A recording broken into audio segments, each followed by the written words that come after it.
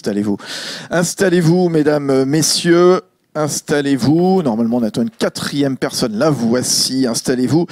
Et j'accueille avec moi donc l'avocate Prudence Cadio. Prudence Cadio qui se trouve à ma gauche, qui est associée donc elle aussi au cabinet LPA CGR, donc qui intervient en droit de la propriété intellectuelle, en droit des nouvelles technologies. Également, il vous accompagnez des grands groupes dans leur transformation digitale et tout ce qui concerne la privacy. Avec nous, Franck Cazenave, directeur Smart Cities chez Bosch, France Benelux, très gros fournisseur de technologie. On va rêver avec vous dans un instant, vous allez nous raconter un petit peu comment on va se stationner dans les villes, bien sûr. Président du think tank Megacities Institute, et puis nouveau, c'est Bosch qui lançait donc il y a quelques jours, c'était fin septembre, une nouvelle business unit dédiée à quoi? Eh bien aux solutions connectées pour les Smart Territories. Avec nous, Anouk Legendre, architecte et cofondatrice de XTU Architecte, cofondatrice avec Nicolas Desmazières de cette agence d'architecture, avec des réalisations prestigieuses, la Cité du Vin, le pavillon France à l'Expo universelle de Milan, c'était en 2015, et en cours le Bayeux-Cotarium de San Francisco au musée de l'écologie et de la mer. Et puis, avec nous, Jean-Louis Mounier, qui est co-directeur général de la BU TowerCo chez TDF. C'est toutes les infrastructures hors fibre, vous savez, les pylônes, les tours, les terrasses également, tout ce qu'on peut trouver dans le mobilier urbain. Oui, parce que justement, dans un simple lampadaire, vous allez voir qu'on peut glisser plein de choses, et c'est Jean-Louis qui va nous l'expliquer dans un instant. On va se projeter dans le futur. Tiens, Franck Cazenave, justement, de chez Bosch. Bon, dans le futur, à moins que ce soit la réalité, déjà, ça est là, oui, ça l'est, évidemment. C'est déjà la réalité. C'est déjà la réalité. Je le disais, vous accélérez dans la Smart Cities. Racontez-nous ce que vous avez mis au point chez Bosch, notamment, tiens, je le disais, en matière de stationnement, parce que c'est ça qui nous importe beaucoup en ce moment. On parle beaucoup de mobilité, donc à un moment, faut garer la voiture. Alors, racontez-nous. Alors exactement, pour faire le lien avec la première table ronde sur la mobilité, on travaille à donner de l'information en temps réel sur les places de stationnement disponibles. Pour différentes populations, il y a différents cas d'usage. Par exemple, la métropole de Toulouse ou la métropole de Montpellier utilisent nos capteurs pour donner de l'information en temps réel pour les personnes à mobilité réduite, pour qu'elles puissent accéder au plus près de leur destination à une place de stationnement qui leur est dédiée, disponible. Il y a d'autres enjeux pour des villes petites et moyennes, comme Sancerre, comme Nevers. L'accessibilité au centre-ville, c'est un enjeu pour la vie des commerces, pour la vie culturelle. Et donc là, vous avez, avec la zone bleue, par exemple, 1 heure de stationnement gratuit. Il faut éviter qu'il y ait des véhicules ventouses qui restent comme ça pendant des heures. Ouais. Exactement. Donc là, le capteur, il va dire, tiens, il y a une voiture qui reste un peu trop longtemps sur moi. Il donne l'information, il y a un véhicule qui est garé et il n'est pas encore parti. Et donc après, il peut y avoir différentes mesures qui sont prises par la ville. Ce matin aussi, Transdev et Luc Châtel ont parlé de parking relais, par exemple, pour après massifier vers des transports ferrés, par exemple. De Transdev à Brie-sous-Forges, notamment dans le département de l'Essonne. La problématique, c'est que si vous voulez que les automobilistes utilisent cette solution, il faut qu'ils soient sûrs de trouver une place de stationnement dans le parking relais. D'accord, et qu'ils puissent ne pas perdre du temps et perdre le train qu'ils souhaitent prendre. Sinon, l'intérêt est perdu, en effet. Donc, on travaille, on a déjà déployé sur des parkings relais nos solutions pour donner l'information en temps réel et que les automobilistes puissent se garer et après prendre le mode de transport qui les intéresse. Et ça, vous travaillez évidemment avec plein de municipalités. Vous avez cité Nevers, vous avez cité Sancerre, justement. Et c'est vrai que c'est important pour toutes ces municipalités, ces collectivités, de bien connaître les flux, mais pas uniquement que les voitures, ça peut être aussi les piétons, les poids lourds, etc. Et on revient sur tout ce dont on parlait tout de suite avec Yann de Ferrodi pour la logistique. Tout à fait. C'est-à-dire que, alors d'abord, ce que je veux noter, c'est que l'Internet des objets ne s'adresse pas qu'aux grandes villes. Avec Nevers ou avec Sancerre, vous avez des villes petites et moyennes et médianes. Donc, ça veut dire que l'Internet des objets, c'est une réalité pour tout le monde, pour tous les territoires, même des territoires ruraux. Bon, ceci dit, on peut aller au-delà du stationnement, comme vous l'avez dit. On a besoin de mesurer les flux de piétons, les flux de voitures, les flux de camions, les flux aussi de deux roues, et parce que ce sont des modes de transport qui prennent de plus en plus d'importance. Et si on veut adapter les infrastructures par rapport au flux, il faut être capable de les mesurer. Donc on peut adapter la ville uniquement à ce qu'on connaît.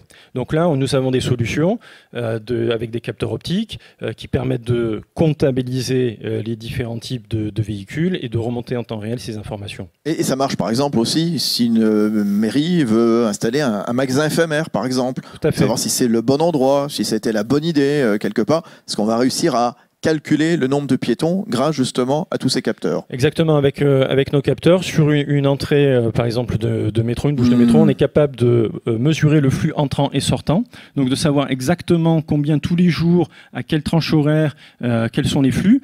Et donc pour la municipalité, ça permet de donner des informations à des commerçants qui sont factuelles sur l'intérêt ou pas de mettre un magasin éphémère et donc d'apporter des services nouveaux sur un flux de piétons. Et les usages, ils sont quasi infinis. Par exemple, je pense à une station balnéaire où il doit y avoir vaguement 10 000 habitants l'hiver. Et puis l'été, c'est x10, x20 par exemple. Voilà. Tout à fait, ça c'est un grand enjeu. On a parlé aussi développement durable. Donc là, il y a toute une problématique où... éviter la congestion. Voilà, la congestion. Et comment on évite la congestion? Avec des parkings relais autour des villes balnéaires pour pouvoir mettre par exemple des navettes autonomes. Ça commence à se faire pour transporter les touristes vers le cœur de ville de leur villégiature. Ah y a un truc qui est génial aussi que vous faites chez Bosch. J'ai regardé votre site, enfin pardon, mais c'est les yeux tout écarquillés, bien sûr. C'est tout ce qui est éclairage intelligent. L'éclairage intelligent, c'est formidable, justement, en matière justement d'économie d'énergie. Ça évite de mettre un lampadaire qui fonctionne bêtement toute la nuit. Et puis quelque part aussi qui est vertueux en matière de sécurité routière. Donnez-nous quelques exemples. Alors, 2 exemples rapidement. Le premier, avec la ville de Toulouse et Comatélec Schneider, qui est le leader français de l'éclairage public, nous avons déployé des luminaires dotés de capteurs. Les capteurs permettent de détecter si un véhicule ou un piéton. Il faut savoir que selon la norme, l'éclairage public n'est pas de la même intensité quand ce sont des piétons ou des véhicules. Et donc, on est capable d'adapter l'éclairage LED s'il y a un piéton, s'il y a un véhicule, et s'il n'y a personne, on peut aller même jusqu'à éteindre complètement, donc 0 consommation énergétique, sauf que si quelqu'un vient, au lieu d'être bête et méchant et de couper l'éclairage public, on va rallumer l'éclairage dans la seconde. Donc ça, c'est un cas d'usage qui est important en termes d'économie d'énergie. La facture d'éclairage public en termes d'électricité, c'est le premier poste de dépense d'une mairie. D'une ville, oui. Donc c'est un enjeu important aussi en termes de finances publiques. Et puis l'autre cas d'usage sur lequel nous travaillons, ce sont les passages pour piétons. Il y a des passages pour piétons qui sont accidentogènes. Il faut savoir qu'en France, il y a à peu près plus de 400 piétons qui décèdent chaque année sur nos routes. Et que donc l'enjeu que nous développons avec Comatélec Schneider, et là nous avons une expérimentation avec la ville de Chartres, où on est capable d'éclairer et d'augmenter l'intensité lumineuse si on détecte un piéton, pour que les véhicules, les automobilistes puissent mieux percevoir les piétons. Donc il y a à la fois un travail sur le type d'éclairage et sur la détection du piéton pour pouvoir renforcer l'éclairage et que les automobilistes, quelles que soient les conditions de circulation, les conditions climatiques, par exemple avec la pluie ou le brouillard, puissent mieux percevoir les piétons. Et à terme, vous nous raconterez justement tout à l'heure, quand on parlera beaucoup du véhicule connecté, comment quelque part la voirie et l'automobile peuvent interagir l'un avec l'autre. C'est-à-dire que l'automobiliste sur son tableau de bord saura que y a peut-être un vélo qui est dans le coin, un piéton, etc. etc. Juste dernière question. Toutes ces données, vous les exploitez, bien entendu. Les mairies vous demandent justement de faire remonter un petit peu les données. Alors, nos clients sont propriétaires de leurs données. C'est-à-dire que, par exemple, sur le stationnement, les solutions que nous mettons en place, les données appartiennent aux mairies, elles en sont propriétaires, elles les utilisent. Dans le cadre de l'open data, elles peuvent mettre ces données à disposition de tiers. Donc ça, c'est notre politique au niveau des données. Les données appartiennent à nos clients. Bon. Il n'y a pas d'exploitation de la part de Bosch des données de nos clients. Bon, vous me voyez venir donc avec ma voisine de gauche, Prudence Cadio, donc avocate chez LPA CGR Avocat. Prenez le micro, maître, s'il vous plaît. Ce qui nous a expliqué, Franck, on a l'impression que c'est totalement infini. Évidemment, il y a une question qui se pose, c'est toutes ces données, où elles vont? Est-ce qu'on n'est pas espionné quelque part? Voilà, ça c'est la question que beaucoup vont se poser. Qu'est-ce que vous dites, vous? Alors, mon avis personnel sur le caractère intrusif non, de la vie privée. C'est l'avis de l'avocate que vous êtes. Mais voilà. en tout cas, c'est certain. Aujourd'hui, on a un règlement sur les données à caractère personnel et une loi informatique qui a pris une importance considérable et qui va de pair avec l'avènement des nouvelles technologies et notamment dans ce domaine. C'est évident que le règlement sur les données à caractère personnel, donc sur la vie privée, va intervenir à partir du moment où on a une donnée qui va identifier indirectement un usager ou une personne. Une personne, ça peut être un usager, ça peut être un salarié. Donc, on se rend compte que eh bien, finalement, le RGPD, puisque c'est son nom, va s'appliquer dans 80% des nouvelles installations, infrastructures, mobilités qui vont apparaître, puisque finalement, on va pouvoir identifier indirectement une personne. Je vous donne peut-être 2 exemples pour rendre ça un petit peu plus concret. Sur les transports, et la première table ronde y était consacrée, j'ai un badge de transport où je veux bénéficier justement des services de mobilité as a service ou multimodaux. Je vais donc pouvoir être tracé sur les différents transports que je vais prendre. Quand je dis que je vais être tracé, en réalité, non. Et c'est un peu le travail aussi de l'avocat de travailler avec les opérateurs pour voir la limite et le curseur, soit demander le consentement à l'usager, soit trouver une base légale, de sorte à ce que justement tous ces éléments de traçage, pour des raisons vertueuses, qui sont des raisons environnementales ou justement de praticité pour les usagers, soient faites en conformité justement avec cette réglementation. Comment ça va s'articuler justement l'innovation avec la protection de la vie privée? Parce que là, en effet, vous avez cité l'exemple, donc on change de moyen de transport, il y a l'histoire des capteurs, donc installe Franck dans les chaussées des villes, etc., pour recueillir un certain nombre de données. Voilà. La donnée énergétique aussi, quelque part. Voilà. Donc tout ça, quelque part, voilà, au fur et à mesure, on est suivi, on est tracé. Vous avez utilisé le terme tracé tout à l'heure. Mais bon, en tout cas, il ne faut pas non plus considérer que tout ça s'est fait à mauvais escient. Ah non, absolument. Voilà. Et non seulement ce n'est pas fait à mauvais escient, et puis surtout, c'est structuré. Et donc, pour répondre à votre question, tous les grands projets, en tout cas ceux que je peux suivre, que ce soit en transition énergétique ou justement sur les mobilités, sont toujours conçus avec cette idée de qu'est-ce que je vais collecter et comment je vais le traiter. À partir du moment où on répond à ces 2 questions et qu'on arrive à les mettre en œuvre de façon cohérente et avec un système de sécurité approprié, on n'est pas tracé, on n'est pas surveillé à l'insu de notre plein gré. Donc l'objectif, c'est en fait de considérer la donnée et la donnée à caractère personnel à l'origine du projet. D'ailleurs, ça fait partie des grands principes de cette réglementation. C'est le privacy by design, c'est-à-dire que vais-je collecter, comment je vais le traiter, je vais le stocker et je vais le transmettre à qui? Répondre à ces questions, c'est avoir un projet en conformité et justement permettre à la nouvelle technologie d'avoir tous ces effets bénéfiques dans la société. Jean-Louis Mounier, donc TDF, quel est votre rapport, votre contribution pour permettre justement à des territoires de devenir des territoires intelligents? Alors, comme vous le savez, TDF, depuis de nombreuses années, installe des infrastructures sur le territoire avec un but qui est la mutualisation de ces infrastructures. Vous savez, il y a un récent rapport de l'ADEME qui disait que 3,7% de la pollution en CO2 était liée au numérique.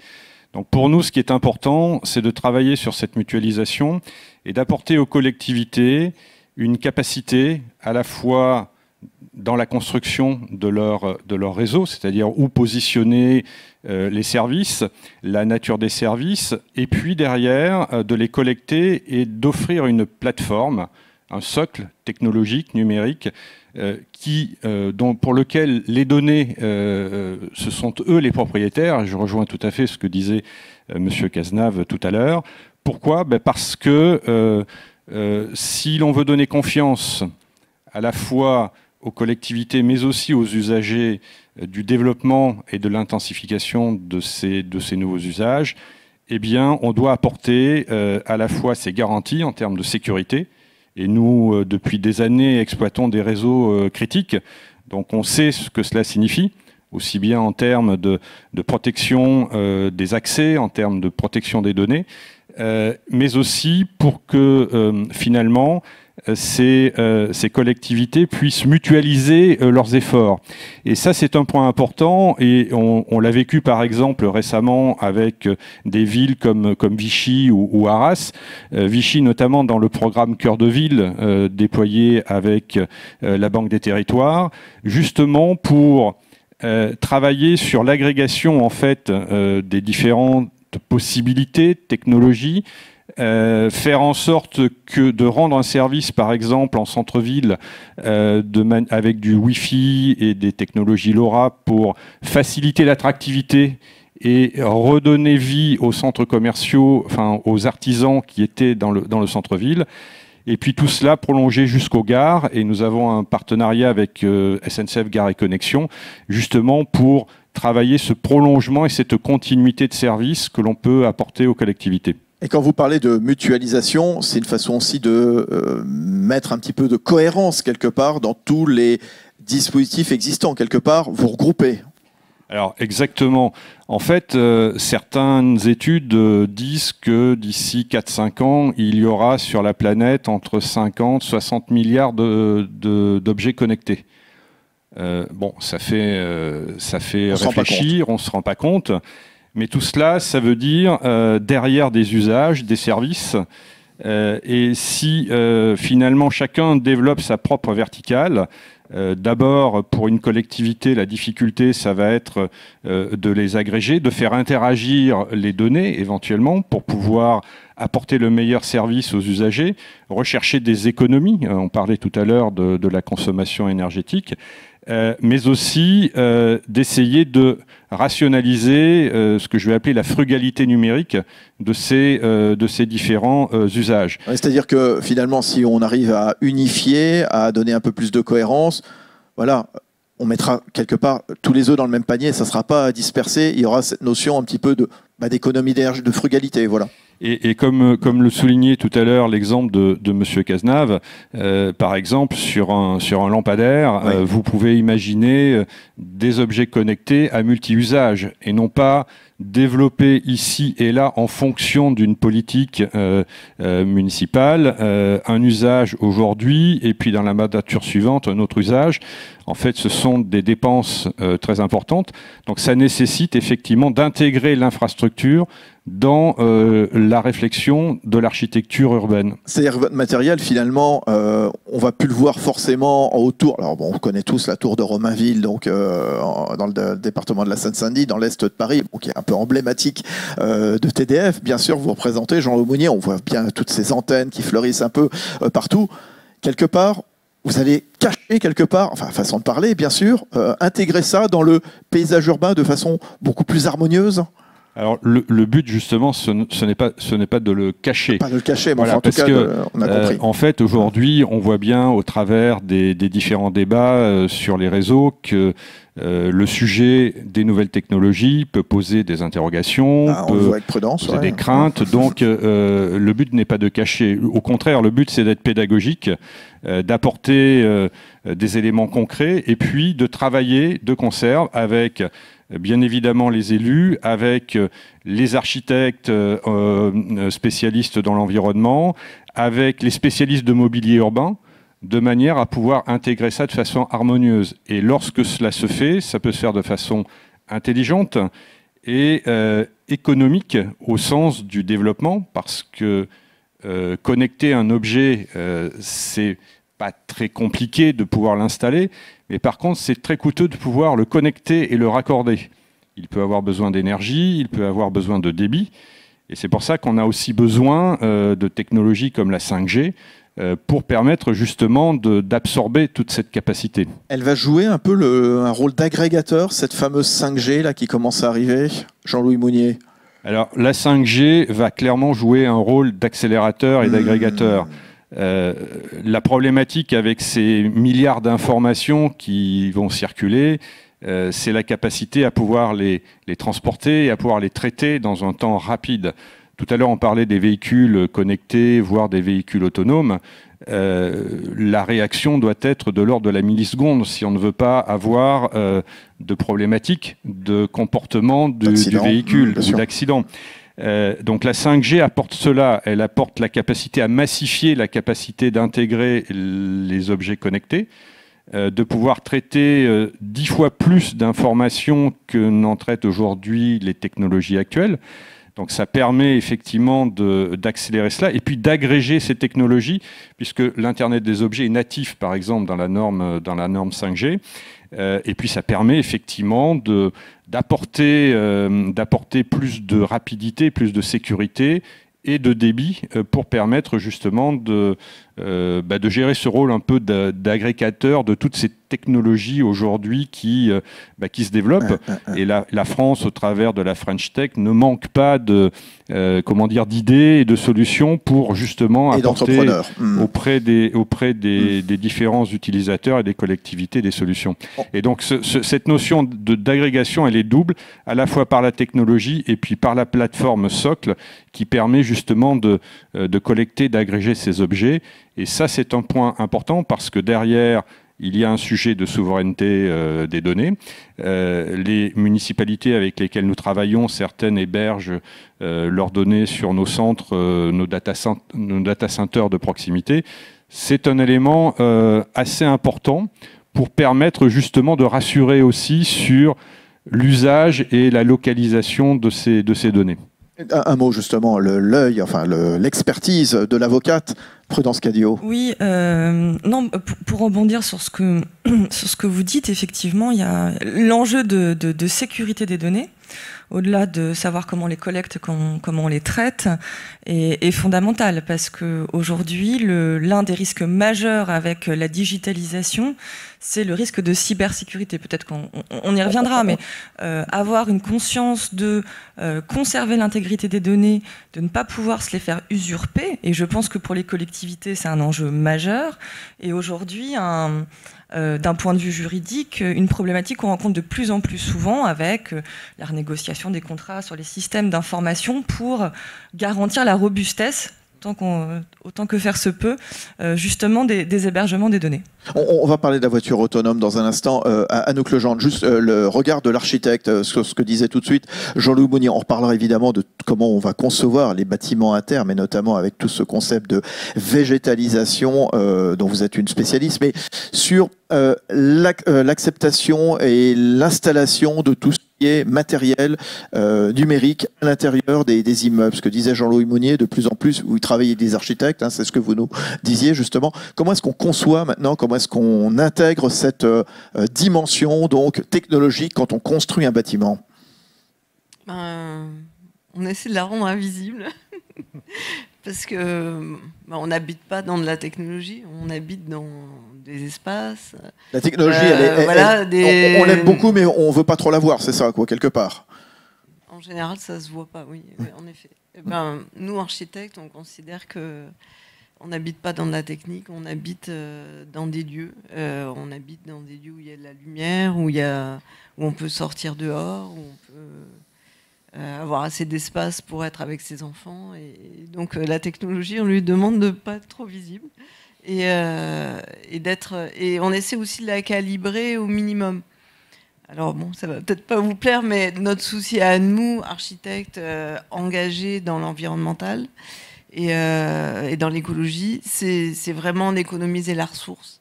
Donc il faut que ça soit pertinent et à bon escient. Donc peut-être ça va servir, par exemple, ça a servi quand on a fait notre tour à énergie positive à Strasbourg, donc à bas coût, à 1 350 € le mètre carré. Et ça a servi à organiser un coaching des habitants pour qu'ils consomment moins, qu'ils utilisent leur énergie de façon plus pertinente. Et voilà, là, ça sert à quelque chose. Par contre, avoir des portes qui s'ouvrent toutes seules, nous on estime que les habitants ils sont capables d'ouvrir une porte. Donc vous voyez, dans le futur des objets connectés, nous on pense que trop de données, des fois c'est trop, et qu'il faut que ça soit à bon escient pour pour économiser la ressource globale. Mais... Rassurez Anouk, Jean-Louis Mounier, sur ce que vous faites, sur ce que vous pouvez apporter. Nous, comme je le disais tout à l'heure, notre objectif, c'est de mutualiser au maximum et de rationaliser. Donc, et puis, comme vous disiez tout à l'heure, avec la logistique, le client est roi. Donc, nous, on essaie de combiner à la fois des enjeux environnementaux, sociétaux et d'infrastructures, parce que sans infrastructure, tous ces services-là n'existeraient pas. Donc c'est tout ce travail que nous devons faire, et nous avons des débats effectivement avec certaines municipalités, avec certains architectes, pour le rendre le plus intégré possible. Je ne dirais pas les cacher. De toute façon, l'intégration de toute façon est un élément clé pour l'acceptabilité. Et donc c'est pour ça qu'on travaille à la fois sur ce qui est visible, comme vous disiez, les grandes tours, etc., mais qui sont là pour gérer, je dirais, des moyens de diffusion, la radio, la télé, ce qu'on appelle les macrocellules des télécommunications. Mais les besoins d'aujourd'hui vont beaucoup plus loin, sur un parking, sur un usage d'appel d'urgence pour des personnes en difficulté. Tous ces éléments-là, on a besoin de pouvoir les intégrer. Et on sait bien, aujourd'hui, dans les immeubles, et notamment avec les nouvelles normes HQE, la problématique, ce n'est pas d'avoir ou de ne pas avoir la technologie, c'est comment offrir le service, puisque ces immeubles ne laissent plus pénétrer les ondes, en fait. Donc on est obligé de déployer du coup des infrastructures qu'on appelle en indoor pour permettre d'offrir cette connectivité. Donc c'est toujours ce débat. Plus compliqué, quoi. C'est toujours ce débat entre on veut partout et à tout moment pouvoir communiquer, être joignable, joindre, regarder mes données, regarder mes informations, appuyer sur une application. Et puis en même temps, la crainte de est-ce que ces éléments-là sont pas finalement polluants et comment justement gérer ces deux aspects. Donc nous, voilà, on est apporteur de solutions, d'infrastructures, on est agnostique à la technologie. Simplement, ce qu'on dit, c'est que sans support, impossible d'apporter tous ces services. Après, quand je vous parlais d'équations avec plein de données parfois opposées, on en parlait tout à l'heure avec Yann de Ferrodi, voilà, le client qui veut être livré tout de suite à tout moment près de chez lui, mais en même temps, ça fait des petites camionnettes partout, des cyclos partout. Vous voulez me dire un mot là-dessus, Franck Asdin? Oui, juste rebondir rapidement. Nous, on partage, et je partage ce que Anouk Legendre vient de dire. Je vous prends deux exemples. Sur le capteur de parking, la donnée qu'on envoie, c'est juste quelques octets pour dire il y a un véhicule ou pas. Donc c'est rien en termes de consommation de bande passante. Sur le comptage des flux, au lieu d'envoyer, et avec la ville de Toulouse, on a fait des expérimentations, on envoyait en temps réel toutes les données de comptage. Et franchement, sur une journée, on était au moins à 50 mégaoctets de données par capteur optique. On a développé une solution avec une entreprise française qui s'appelle Expand et on va bientôt l'officialiser. Donc quelque part, c'est un peu une primeur ici. On remonte les données de comptage, mais uniquement celles qui sont nécessaires, et on peut les agréger sur 5 minutes, sur 10 minutes, sur une demi-heure. Et en fait, on va envoyer juste quelques octets de données sur les données de comptage. Donc on passe de 50 mégaoctets par jour à quelques kilo-octets par jour. D'accord ? 1000 fois moins. Il y a un vrai souci sur la consommation de la bande passante et énergétique par rapport aux données. Oui, c'est ce que je voulais dire. Je pense que ça doit être vraiment un souci permanent. Et toutes les installations n'ont pas besoin d'être là tout le temps, en fait. Par exemple, votre technologie, en vous écoutant, je me suis dit, elle serait très bien pour quelque chose qui serait utile de faire aujourd'hui dans la ville, c'est se demander comment déminéraliser les rues dans la ville existante. On a vu après le Covid, avec la hausse des changements climatiques, la chaleur dans les villes, c'est insupportable. Pour lutter contre ça, il faudrait plus de végétal, mais les rues sont occupées par les voitures, tout le monde dit ça. Mais en fait, quand on réfléchit, on voit bien qu'il y a plein de rues qui ne sont pas très circulantes, où il n'y a même pas de commerce, donc c'est même pas la question du commerce, et on pourrait les transformer en rues plus domestiques, qui seraient presque des rues jardins. Et voilà, et donc déminéraliser ces rues-là. Et donc, on pourrait faire un audit des rues de la ville avec vos technologies, par exemple, pour faire des comptages, savoir où réellement passent les voitures, les flux et tout ça. Et comme ça, on pourrait garder ces rues-là où il y a de la circulation, en effet, et du commerce et tout ça pour leur usage actuel, et les autres, les transférer dans un autre usage plus utile aux habitants. Et bien, ce comptage, il pourrait être fait en quelques jours, finalement, et il pourrait être même temporaire, on va dire. Et puis après, on pourrait déplacer le système dans un autre endroit. On n'est pas obligé d'avoir quelque chose de permanent, et il suffit de peu de temps pour faire ce comptage, en fait. Donc voilà, c'est un bon exemple que ça pourrait être utile à un changement qui est nécessaire à la ville, et pour donner plus d'espace aux habitants. Mais il faut le calibrer au juste minimum. Et je pense que ça doit être une obsession, en fait, de vous tous. Ça devrait être une obsession de vous tous, de calibrer au plus juste, parce qu'on veut tous avoir plein de données, plein d'échanges, etc. Et finalement, tout ça, c'est des kilowatts, c'est de l'énergie, etc. Donc, il faut vraiment... penser sobriété. Je suis sûr qu'ils y pensent, hein, à la fois Franck et Jean-Louis. Hein. Et je rebondis, donc oui, et peut-être on n'en parle pas assez, donc merci de me donner la parole aujourd'hui. Avec une entreprise française qui s'appelle IS Solutions, qui est basée à Lyon, on a développé une solution sur batterie, donc qui est autonome, avec un capteur optique pour faire du comptage. Donc vous pouvez le mettre où vous voulez, et IS Solutions loue cette solution. La vend pas seulement, la loue par jour d'utilisation. Donc oui, on a développé une solution, ça c'est peut-être pas assez, mais qui est mobile et qui permet de faire du comptage là où on en a besoin, quand on en a besoin, et qui ne reste pas à demeure dans l'infrastructure. Jean-Louis Monnier, TDF. Oui, alors effectivement, je pense qu'on peut démultiplier les exemples de ces solutions-là. Je pense qu'il faut effectivement avoir en tête, je le disais tout à l'heure, que notre recherche, c'est bien cette frugalité numérique. Et un des éléments, ce qui consomme le plus dans la nouvelle technologie, c'est l'énergie. Et vous l'avez dit, madame, et donc c'est là-dessus qu'il faut travailler et que nous travaillons. On a par exemple, parce qu'on parle de la Smart City, mais moi j'étendrai plutôt au Smart Territoire, puisque en fait on a une grosse partie de notre couverture aussi pour apporter la connectivité auprès des villages et des communes en province. Eh bien, dans ces situations-là, nous n'hésitons pas à travailler sur la mise en place de systèmes à panneaux solaires, justement, pour travailler sur l'autoconsommation, de manière à permettre justement de réduire cette empreinte carbone de ces technologies. Donc je crois que tout le monde est conscient de ce point-là. Et quelque part, c'est ce travail aussi que nous devons faire avec les collectivités et avec les industriels pour justement industrialiser toute cette démarche, travailler sur ces socles communs, de manière à ce que l'implantation de la technologie se fasse au plus juste du besoin. Franck Cazenave, on n'a pas du tout parlé du véhicule autonome, du véhicule connecté aussi. Bon, c'est deux choses différentes, mais enfin, en tout cas, l'un et l'autre peuvent se regrouper à un moment.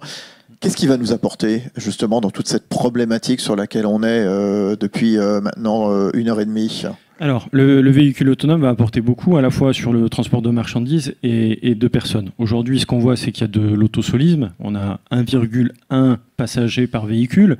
Donc, on meut 1,5 tonne pour, grosso modo, une personne. Donc, on ne peut pas dire qu'on est à l'efficience énergétique. Donc, le véhicule autonome, qu'est-ce qu'il amène ? C'est que la problématique pour les bus, c'est le coût du chauffeur. Faut être clair. Si vous aviez posé la question à Transdev, c'est ce qui vous aurait répondu. Si on veut avoir un transport public qui soit où les gens se reportent plutôt que d'utiliser leur véhicule, ils ont besoin d'avoir un service de 5h30 le matin jusqu'à minuit et avoir de la fréquence dans chaque heure. C'est ça l'enjeu pour basculer de la voiture vers plus de transport public. Véhicule autonome, vous n'avez pas de chauffeur, donc vous n'avez pas de problématique de remplacer le chauffeur, les contraintes par rapport aux pauses, aux récupérations, qui sont normales pour un être humain qui conduit toute la journée. Et c'est d'offrir de nouvelles solutions de mobilité et qui vont s'inscrire dans les transports publics et qui vont permettre d'augmenter l'offre de transport public. Parce que quand on parle de navettes autonomes ou de services de mobilité, comme le décrivait Luc Châtel, c'est quoi ? Mais c'est un service partagé grâce aux véhicules autonomes. Juste quand même 2 informations clés, c'est que parfois j'entends qu'on va piloter les véhicules autonomes grâce à la 5G. D'abord, l'intelligence, elle est dans le véhicule. Si on veut avoir une efficience énergétique, c'est pas envoyer toutes les données des capteurs d'un véhicule dans un cloud pour renvoyer une information et une décision de trajectoire. Donc le véhicule, s'il est autonome, en français autonome, ça veut dire indépendant. Vous ne pouvez être indépendant que si vous avez la capacité de décider à tout moment au niveau du véhicule. La 5G, ce qu'elle amène, c'est qu'on va pouvoir comprendre si y a un vélo parce qu'il y a un smartphone qui est porté au niveau du cycliste, il est en 5G, on sait qu'il se déplace, et même si on est en aveugle, il y a un bâtiment, il y a juste un stop, on aura l'information en temps réel pour que le véhicule puisse anticiper et se préparer au cas où, s'il n'y a pas un respect des règles du code de la route, à freiner. Donc ça va évidemment éviter des accidents. Même on pourra travailler sur la fluidité, enlever à terme, quand il y aura suffisamment de véhicules autonomes, là c'est dans quelques décennies, ou pratiquement que des véhicules autonomes, on pourra enlever des feux, des feux rouges, puisque la circulation, les véhicules communiqueront entre eux sur leur positionnement, et la régulation, elle va se faire entre les véhicules, et plus en mettant des feux rouges.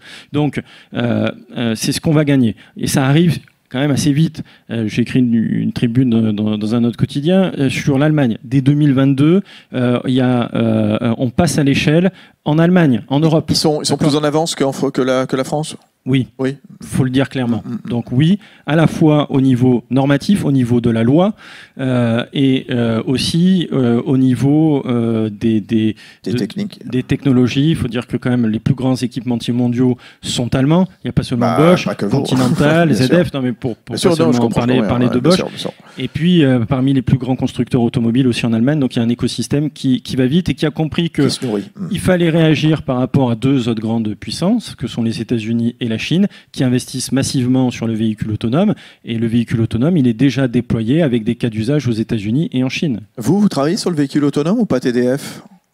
Alors, nous regardons le véhicule autonome justement au sens des besoins en infrastructure nécessaires pour permettre l'interaction entre les véhicules autonomes.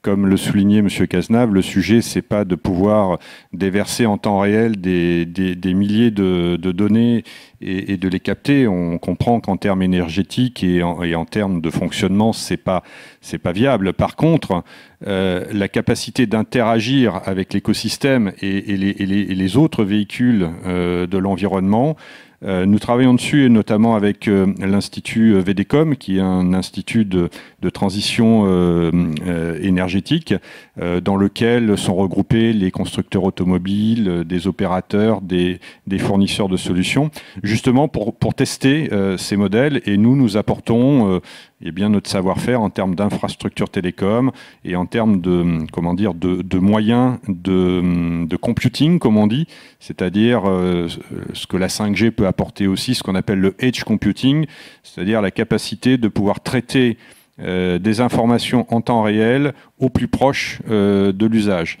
Et donc, nous testons cela en ce moment, notamment sur Satori avec l'Institut VDCOM. Et on travaille aussi avec l'Institut de recherche en technologie BICOM, qui est basé à Rennes, qui travaille aussi sur les moyens avancés qui tournent autour de l'interopérabilité de ces systèmes avec les véhicules autonomes, mais aussi de la sécurité associée, puisqu'on revient toujours sur la même problématique de sécurisation des données. Et ben voilà, Prudence Cadio, oui, maître, la cybersécurité est une menace de plus en plus importante, bien entendu, et là, qui prend une dimension particulière. Je vais prendre le contrôle d'un véhicule qui est en train de rouler. C'est extrêmement dangereux, cette histoire.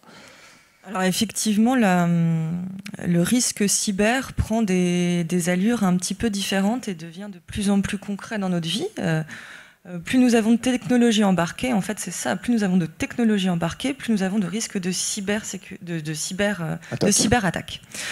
Pour reprendre l'exemple du véhicule autonome ou de véhicules de plus en plus sophistiqués, qui était aussi développé dans la première table ronde, à partir du moment où nous avons des composantes embarquées de technologies, ces technologies qui interagissent notamment avec la 5G et puis qui va interagir avec les éléments sur la chaussée, d'autres objets. Chacun de ces éléments, qui sont des IoT, peuvent être l'objet de différentes attaques. Alors, il peut ne plus fonctionner, ça c'est quand on voit les rapports de l'ANSSI, qui est l'autorité nationale de sécurité des systèmes d'information, on se rend compte que l'attaque la plus répandue est celle du rançongiciel, c'est-à-dire que je ferme, je grippe le système contre une rançon qu'il ne faut évidemment pas payer et qui bloque le système. Donc on se doute que pour un véhicule autonome, si une partie du système est bloquée, on peut vite arriver à un accident et donc physique corporelle, on n'est plus du tout dans l'immatériel. Ça, c'est la première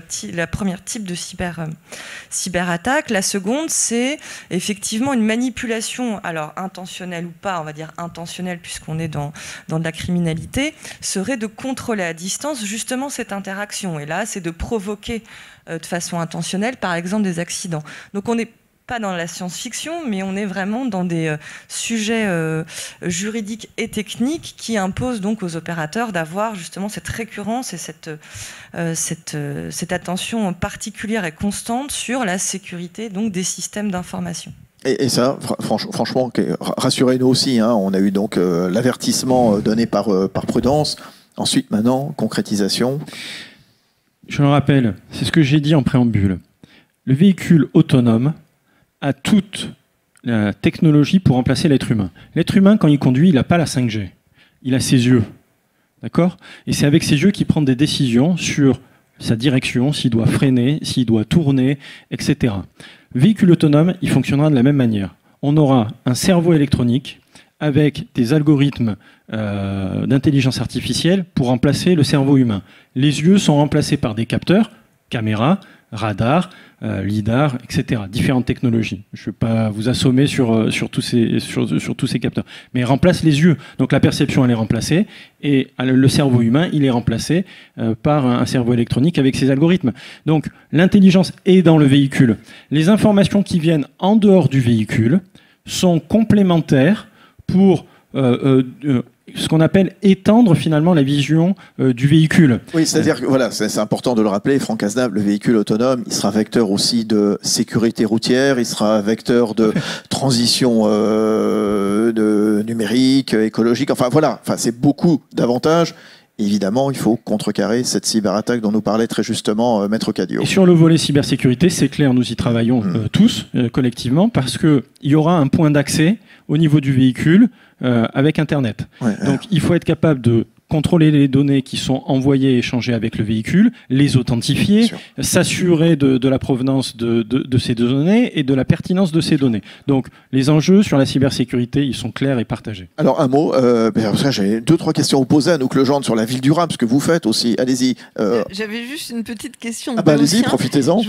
Alors c'est vrai qu'on n'a pas toujours l'occasion. Je vous entendais parler des véhicules autonomes qui interagissaient avec les téléphones des gens pour savoir qu'ils approchaient. Mais alors, que se passe-t-il avec ceux qui n'ont pas de téléphone ou les enfants ou ceux qui refusent le téléphone? On va tous être obligés d'avoir un téléphone. On aura toutes des puces sur soi. Non, je rigole. Non, justement. D'abord, ça c'est une vision vraiment à très long terme. Donc d'abord, on va insérer des véhicules autonomes qui ne vont pas interagir avec les autres objets autour d'eux, qui ont, comme je l'ai dit, la capacité de décision en leur sein, comme un être humain quand il conduit un véhicule. C'est juste de se placer dans une opportunité technologique. Si on est capable d'interagir, d'avoir l'information qu'il y a un véhicule au coin de la rue qui arrive, qu'il y a des piétons, ça permet juste au véhicule d'être vigilant et de pouvoir se dire, comme nous, êtres humains, quand on regarde s'il y a un enfant avec un ballon sur le passage pour piétons, on va peut-être être plus attentif et se dire il y a peut-être un risque. Et donc nous-mêmes, on se prépare au risque. Et donc le véhicule, il aura aussi cette capacité parce qu'il aura l'information. Si quelqu'un n'a pas de téléphone portable, il sera détecté par les capteurs du véhicule de toute façon. Sauf qu'il le saura peut-être un peu plus tard que s'il portait un téléphone portable en 5G. Suffisamment à temps quand même, oui. Mais suffisamment à temps. Bon, voilà la différence. C'est rassurant. Juste Anouk Legendre, dans cette problématique de ville durable, ville responsable, ville connectée aussi, on en a largement parlé notamment. Comment l'architecte prend sa part? Comment est-ce que vous réinventez la ville du futur? Les bâtiments du futur, vous parliez tout à l'heure de végétalisation donc dans les rues, mais quelque part, c'est ce que vous faites aussi, vous, dans votre cabinet XTU. Oui, effectivement, on va dire que ces technologies vont rendre possible des choses qui étaient plus difficiles avant. Par exemple, effectivement, vous nous posez la question du végétal dans la ville. On a identifié que c'était une solution pour remédier au changement climatique et au réchauffement des villes. Donc, finalement, réintroduire de la biomasse de façon massive dans la ville. Et la première question qui se pose et que posent tous les utilisateurs dans leur logement, mais aussi les municipalités, et alors comment on fait avec l'eau, l'arrosage et quand les gens partent en vacances. Et donc effectivement, aujourd'hui, avec les réseaux intelligents, on peut commander à distance, on peut adapter au climat, adapter aux senseurs, à un niveau d'arrosage qui va être au plus juste, puisqu'on cherche à économiser la ressource, encore une fois. Et, donc peut-être pas arroser quand il n'y a pas besoin et seulement quand il y a besoin. Donc ça permet plus de précision, plus de pertinence et aussi éventuellement des contrôles à distance pour des habitants qui sont partis en vacances. Ils peuvent contrôler leurs végétaux pour vérifier que tout va bien. Ça va permettre aussi une deuxième chose, c'est que dans le cadre d'une ville en crise, actuellement c'est ce qu'on a. Après le Covid, on a une ville en crise avec des habitants qui se disent que c'est invivable. Et il y en a qui vont quitter la ville et qui vont quitter les grandes métropoles. Et c'est déjà en cours, en fait. Notamment, je pense, dans les jeunes générations. Et qui vont peut-être investir des territoires qui avaient été abandonnés, les villes moyennes, peut-être la campagne, etc. Effectivement, aujourd'hui, ils peuvent continuer à travailler s'ils ont un bon réseau. Et ça, c'est juste une révolution. C'est peut-être la seconde chance des territoires qui avaient été abandonnés avec l'hypercentralisation dans les métropoles. Donc, à terme, ça va amener des flux de population et des mouvements de population importants. Ça sera peut-être la deuxième chance aussi des friches. Il y a quand même des milliers de friches en France. Et voilà, donc peut-être ça permettra aussi aux gens de vivre dans un territoire moins grand et donc d'avoir plus de relations sociales réelles parce qu'ils seront dans un environnement plus maîtrisé.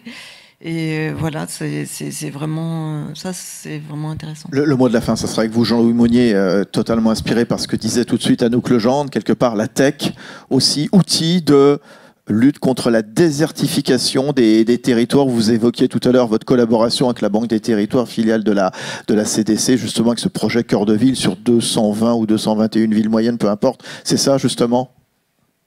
Oui, c'est exactement cela. C'est ne pas laisser la désertification numérique en place. Le but, c'est vraiment... la désertification, tout simplement. La désertification, tout simplement. Pour nous, l'objectif, c'est d'accompagner les collectivités par rapport à leurs besoins, que ce soit en zone urbaine dense, avec de l'intégration de supports, de nouveaux supports urbains, comme nous le faisons en ce moment en étude dans notre centre de Romainville, sur des lampadaires connectés, intelligents, dans lesquels on essaye de mutualiser, encore une fois, le plus de solutions possibles, ou des supports végétaux, pour reprendre votre terme, mais aussi localement de pouvoir accompagner des services qui permettent de donner aussi du sens pour les collectivités, une meilleure attractivité et puis de la connectivité partout, pour que les personnes qui sont en mobilité ou qui font des choix de vie différents aujourd'hui puissent continuer à bénéficier des nouveaux services. Eh bien voilà, merci, ils étaient parfaits, on les applaudit mesdames, messieurs.